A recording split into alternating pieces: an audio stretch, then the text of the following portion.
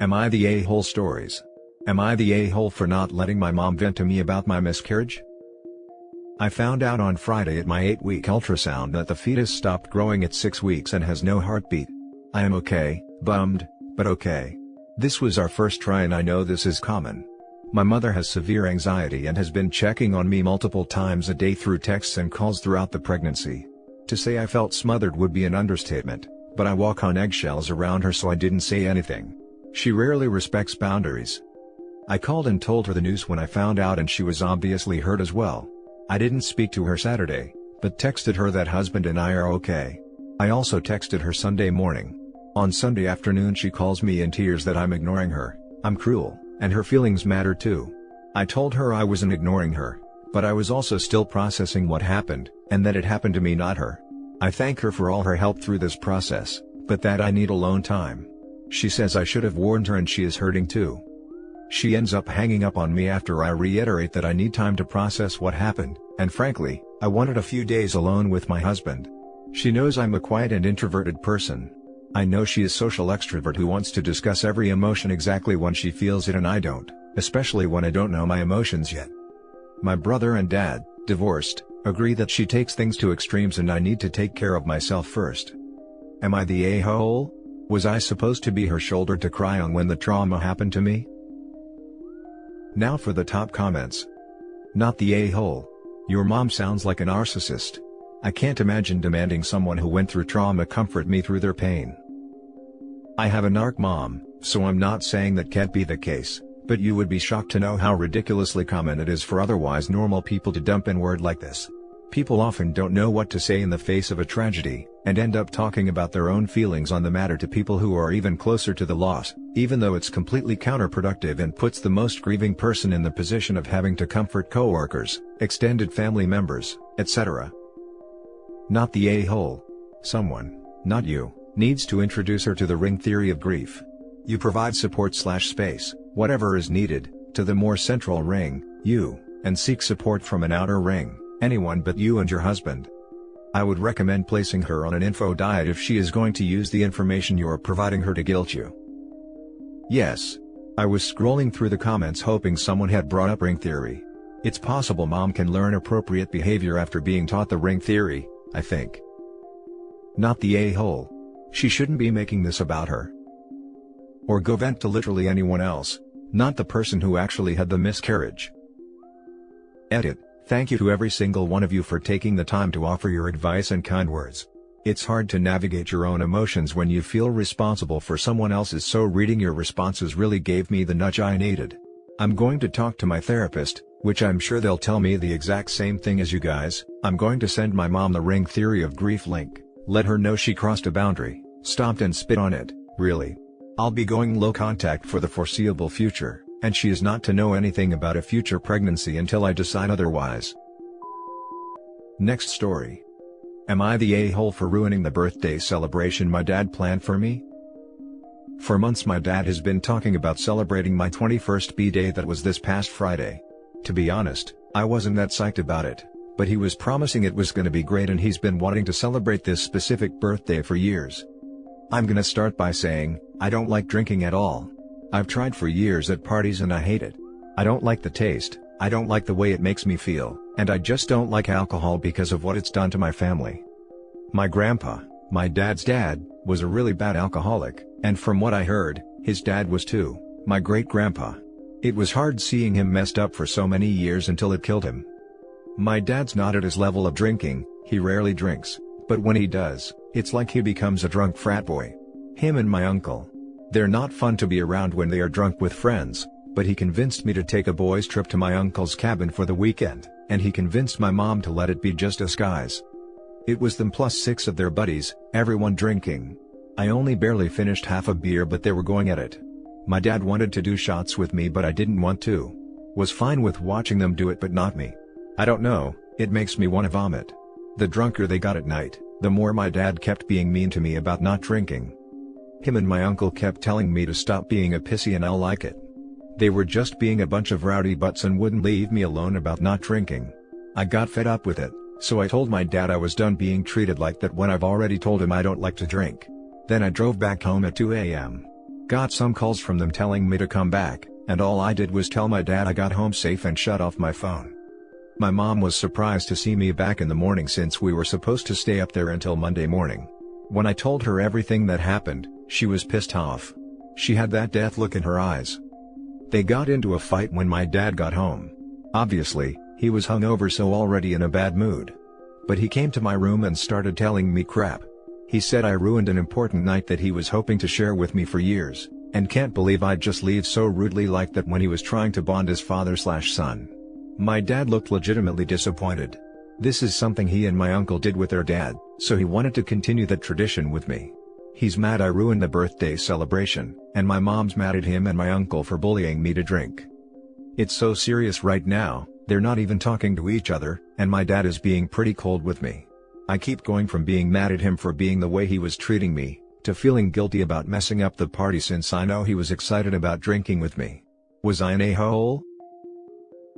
Not the a-hole. Your dad needs to grow the F up, learn to respect people's wishes, and make some actual effort into getting to know you. He didn't want to celebrate with you, he wanted an excuse to get drunk with other people, and you were the excuse. He's mad because he got called out on it. Don't feel bad, this is not your fault. Not the a-hole at all. You didn't ruin anything. Your dad did that. It sounds like you made everything perfectly clear beforehand too. I really hate people with this attitude. Drink or you are a pissy. You'll love it. I occasionally give up drinking because reasons. Often for more than a year at a time. So I've had this exact thing. Over and over again. They won't take no for an answer. And they are also talking a bunch of repetitive BS too. Ugh. Frankly, it's likely worse for you. Your reasons for not drinking are better, you hate it, pretty significant, and bad memories. It sounds like your dad is trying to relive his glory days in a wildly inappropriate way. You are not him.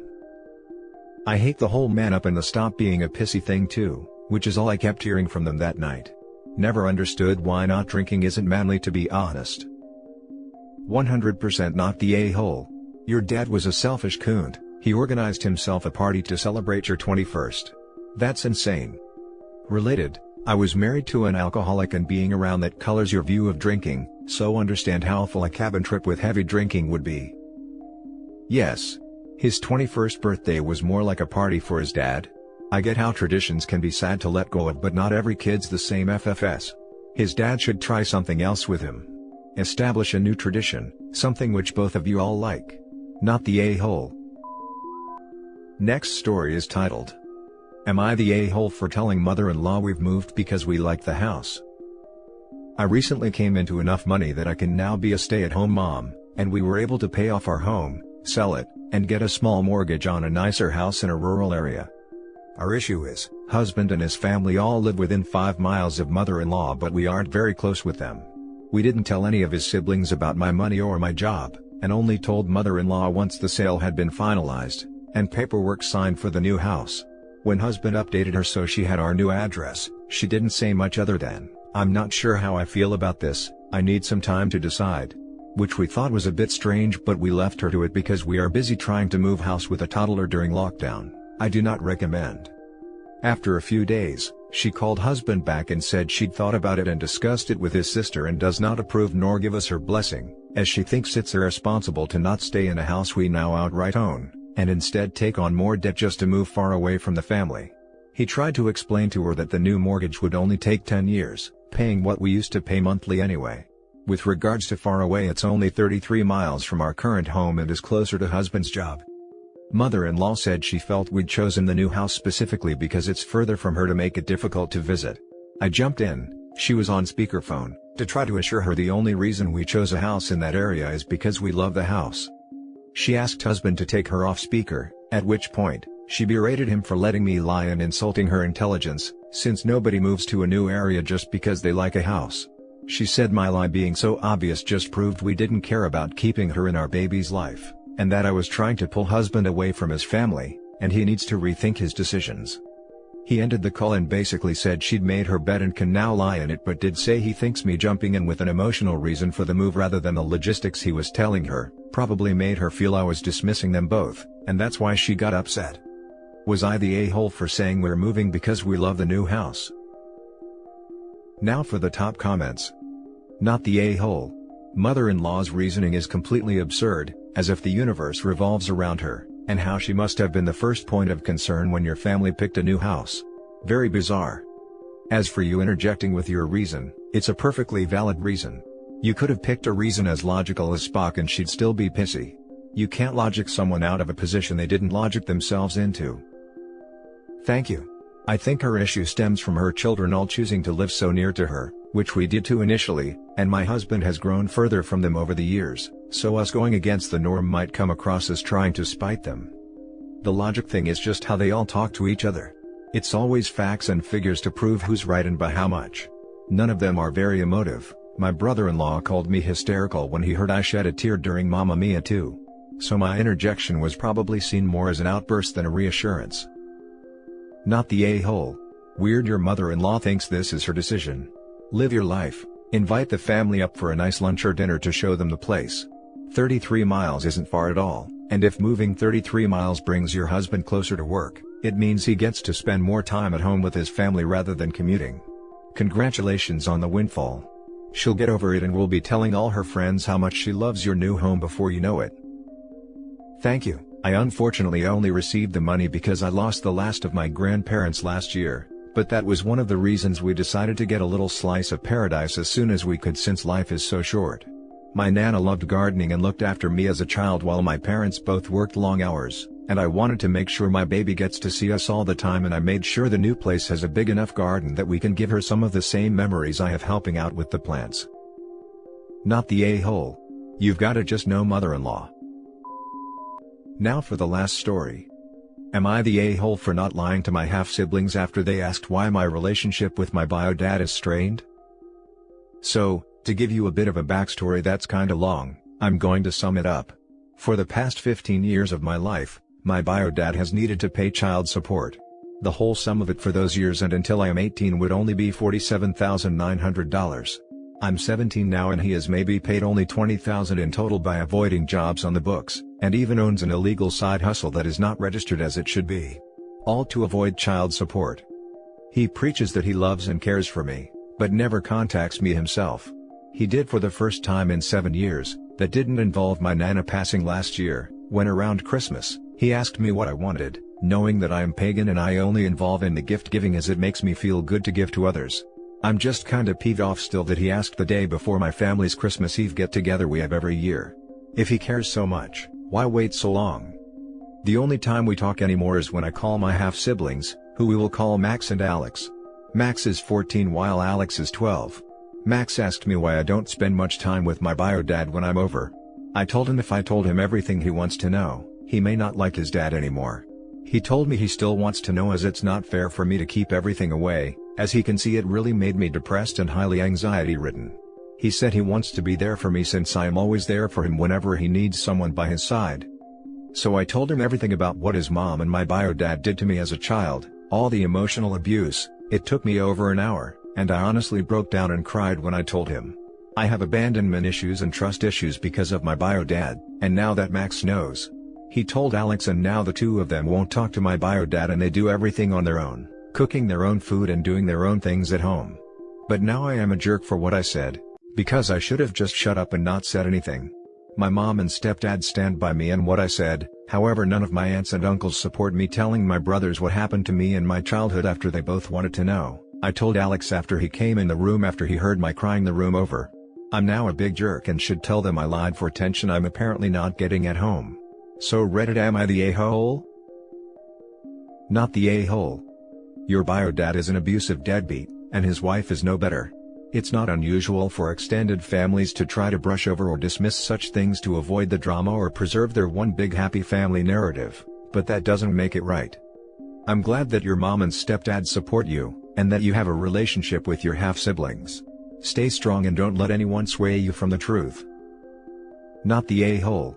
They asked and you were being honest with them. Maybe your bio dad shouldn't have been such an awful parent, then you wouldn't have any negative feelings towards him. And OP even warned the half-sibs that they may not like the truth, but they said they'd still want to know. He gave the sibs an out, and they wanted truth. I agree it's not OP's fault but his bio dad's fault.